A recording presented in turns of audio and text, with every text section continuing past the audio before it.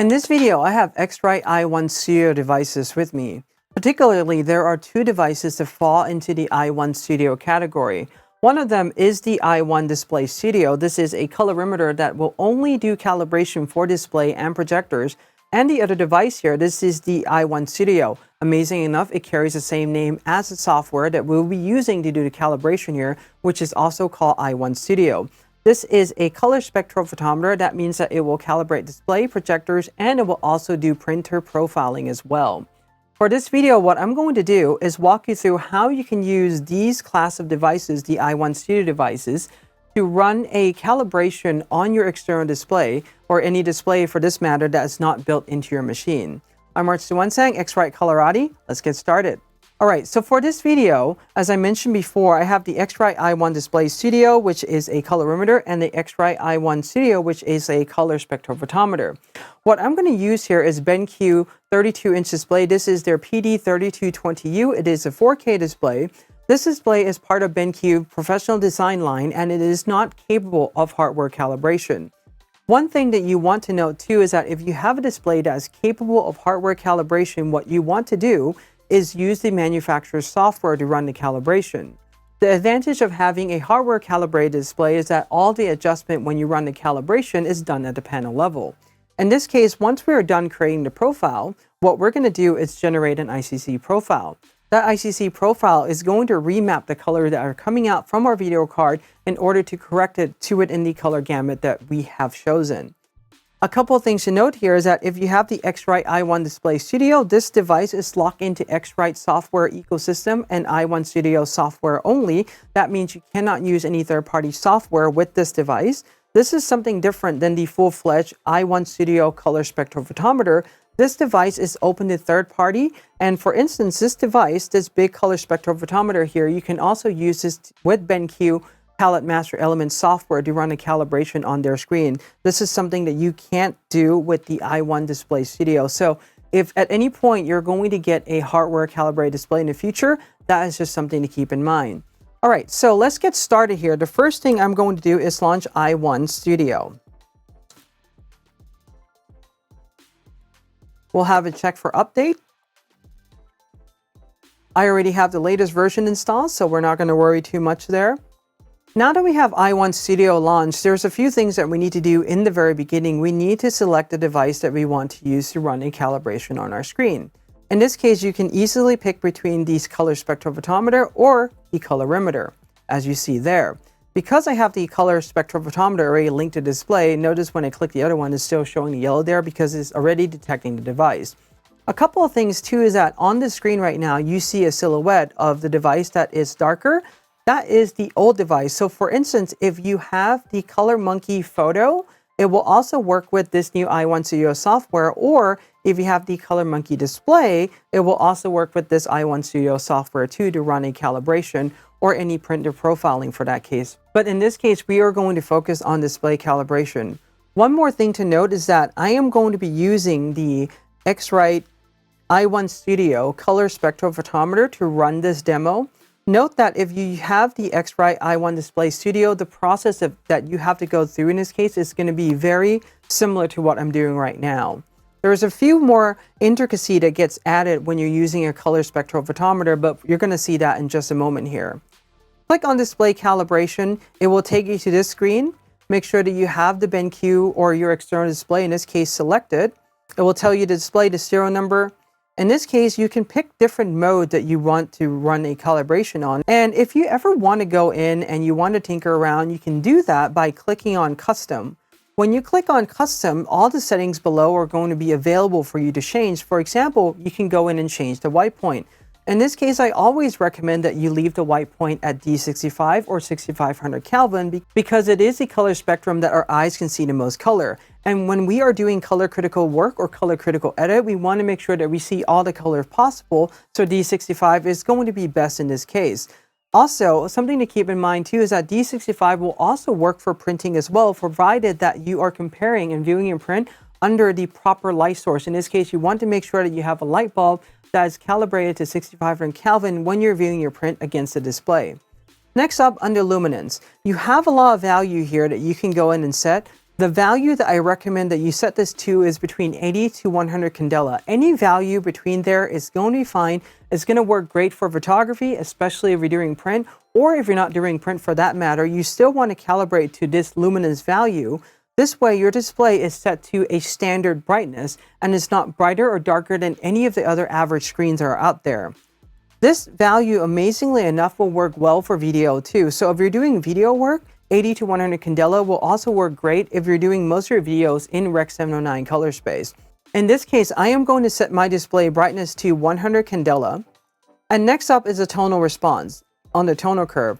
In this case, I'm just going to choose a default 2.2 gamma. Essentially, what I'm doing is set most of these settings at the default value. But the reason why I really want to go and click custom here is to set the luminance value. Because if you don't do that, this is going to be a bad calibration, because what you're seeing on your screen will look great, but when you print something out or when you get your print back from a lab, it's always going to turn out darker than what you're seeing on the screen. So make sure you come in and run custom calibration in this case in order for you to be able to set your display luminance to the proper level. Next up, I'm not even going to check flare correction. From there, simply click on next. Now, because I'm using a color spectrophotometer, it's going to ask me, as you see here, to calibrate the color spectrophotometer. This is something that it won't ask you if you're using the i1 Studio. A couple other things here before I run the calibration. I want to make sure that I have automatic display control unchecked. This way the program doesn't talk to the display and try to adjust the brightness for me. And secondly, I want to make sure that I have adjust brightness, contrast, and RGB gain manually checked. This way I can go in and it will give me a graph in terms of where my colors are and where my brightness are. Okay, so now that I have that done, what we're going to do here is take our color spectrophotometer and we are going to point this down to where the sun is. This is its internal white calibration point. You can do either one or two things by pressing the button on the color spectrophotometer device or pressing calibrate here. Either one will get you through the exact same result. The other thing too that I'm going to do in this case is I'm going to put this color spectrophotometer in this hang pouch here so that I can hang this from the screen and run the calibration. Careful not to press the button again as you put this in. The best thing that you can do though is probably put this in before then do the calibration. But in this case, I'm living life on the wild side, so I'll just do this. Zip it up like so. Now you have this device in the pouch. What you want to make sure you do here is open this aperture up so that the sensor can see through the case. If you don't do this, the sensor will not be able to read what it's seeing on the screen. So this is opening the aperture up so that the color spectrophotometer can read the colors that are on the screen. From there, it's telling us that we need to rotate this device to the measuring position, so we need to point it there. As you see, that's where the sensor is.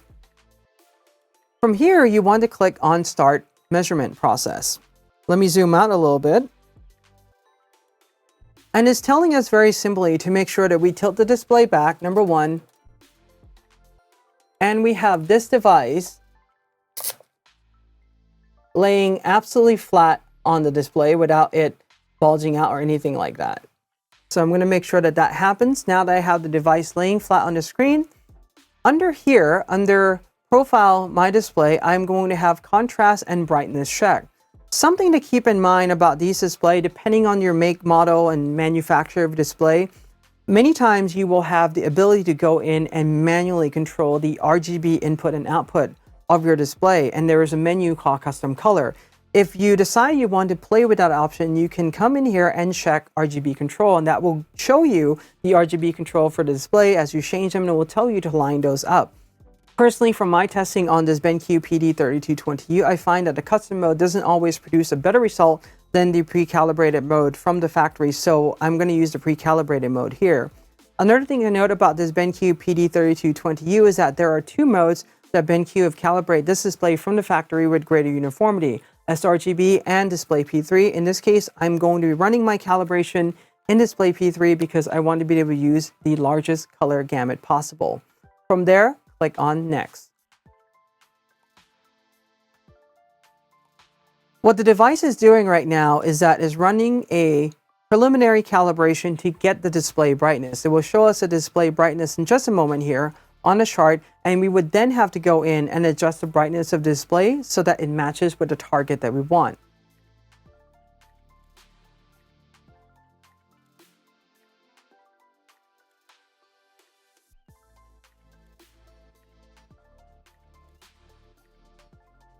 In this case, the target value that we want is 100. The measured value right now is 89. So let's bring that up a little bit.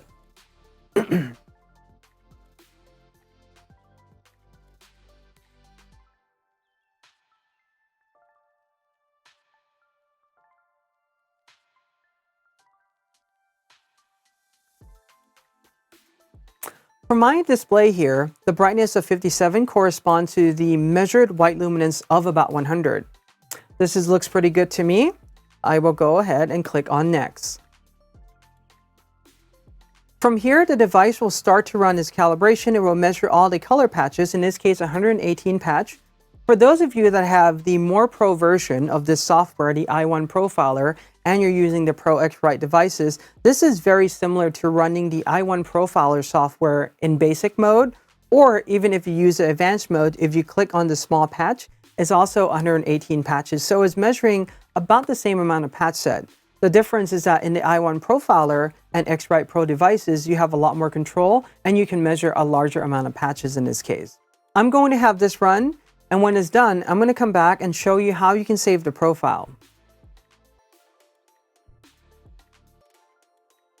Now that this calibration is almost done, there's only a few more patches left. From here, it's going to do one final verification. It is flashing some colors to make sure that the colors are looking great. Once we're done, I'll take the device down from the screen, close the aperture up on the bottom there, and just leave this device hooked up to your computer still, because if you pull this out, well, this device acts as a dongle to authenticate the software. So if you pull the device out, it won't really work anymore for the calibration and you have to start over again. So make sure you don't pull that out. From here, simply enough, click Next. And this is where you can come in and name your profile. In this case, I'm going to return my screen back to normal position as well. Leave the name as a default if you like. In this case, because I'm only doing this calibration for this demo, I'm going to leave the name as a default. This is where you would choose the version of your ICC profile. If you're on a Macintosh, feel free to leave that at version 4. If you're on PC, definitely come in and change this to version 2, because in Windows, version 4 has a lot of conflicts. And lastly, profile reminder. You can set this so that it will remind you on the screen. It will pop up saying, hey, you need to reprofile your screen. Personally, because I'm doing a demo right now, I am going to set this to none. Another thing to note too is that because these LCD displays are so good nowadays, it really doesn't matter. You don't have to go in and recalibrate this as often as you would on those big CRT screen like, in the past. So that's just something to keep in mind there. From here, click Save Profile. It will generate the profile. It will tell you that the profile has been generated. And we're done. You can see the before and after calibration. In this case, if the profile is pretty decent or in the screen is pretty decent, you're going to see some slight changes, but it won't be drastic at all. Click on Home and you are done with the display calibration. If you watch my other videos on how to use a X-Rite i1 Profiler to run a calibration on your screen, you will notice that there's a lot more settings and a lot more controls you can do, number one. And secondly, you can also run a display profile validation. And this is something that you can't do with the i1Studio. So that's just something to keep in mind between the device that you want to purchase and use in your workflow. Personally, if you are getting a device and if you're doing any printing at all, I think that the X-Rite i1Studio, this color spectrophotometer here, is a really great device to get because it will calibrate your screen. It will work with third-party software, but it will also do printer profiling as well. So that's just something to keep in mind there. Anyway, I hope that you find this guide on how to calibrate your external display using X-Rite i1Studio helpful. I'm Art Suwansang, X-Rite Coloratti, and I'll see you in the next video.